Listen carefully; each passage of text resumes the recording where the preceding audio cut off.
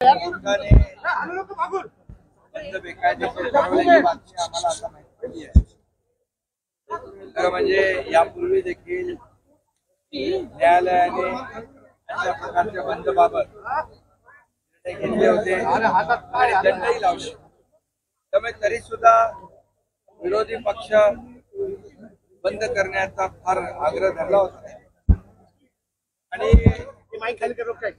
या बंदमुळे सर्वसामान्य माणसांना कोर्टाने जो निर्णय दिलेला आहे त्याची अंमलबजावणी राज्य सरकार करेल एवढंच मी साहेब पण ज्या पद्धतीने बंद करण्याचा अधिकार नाही असं कोर्ट म्हणतोय। कोर्टाच्या निर्णयाचा आदर कोर्टाच्या निर्णयाची अंमलबजावणी पालन सरकार करेल। जळगावमधील काही जळगावची दुर्घटना घडली आहे पालन आम्ही करू, कोर्टाच्या निर्णयाचं अंमलबजावणी आम्ही करू।